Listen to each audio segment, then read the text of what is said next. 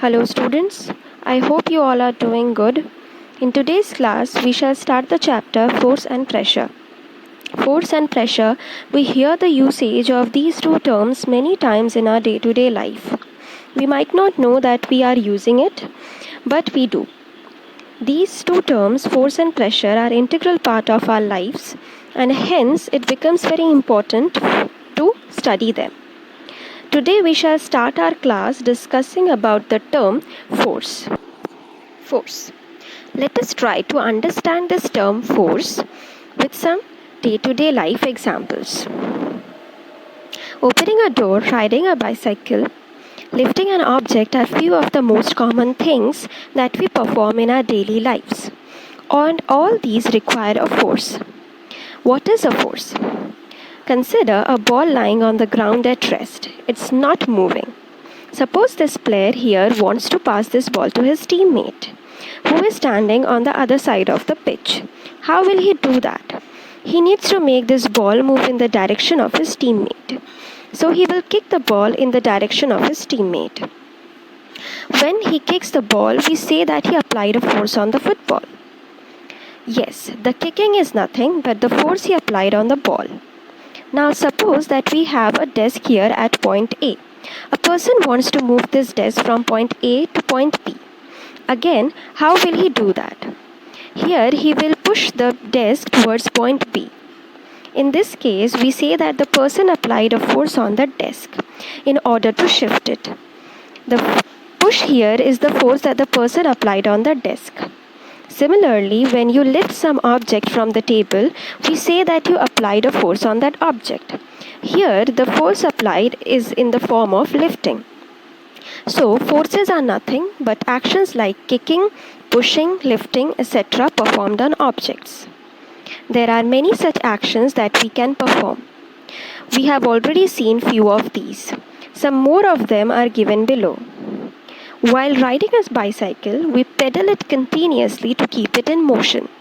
Here, pedaling is the force that we apply on a bicycle. Hitting the hammer on a nail is also a force applied on the nail. What about stopping a moving ball? Yes, even stopping the ball means you are applying a force on it. We applied some force to stop the ball. Opening a drawer, plucking the string of a guitar, moving a piece on a chessboard are some of the other actions performed on objects. So performing these actions on objects is nothing but applying force on them. But these are just a handful or simply too many things that we can perform on the objects.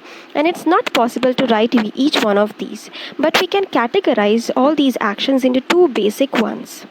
That is, we can describe all these actions under two actions, namely pushing and pulling. For example, when we open this drawer, we are simply pulling the knob of the drawer to open it. Similarly, when we are drawing or lifting a bucket of water from the well, we are pulling the bucket towards us. What are the actions that can be described under pushing? Actions such as passing the ball, hitting the hammer on the nails, etc. can be thought of as pushing an object.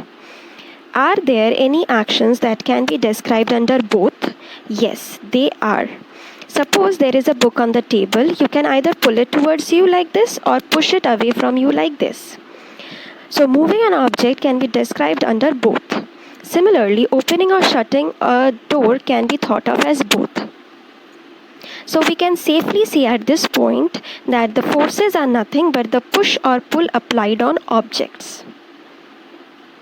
Forces are due to interactions between the bodies or objects.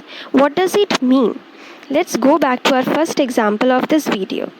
Here, in order to pass the ball to his teammate, the player must move it.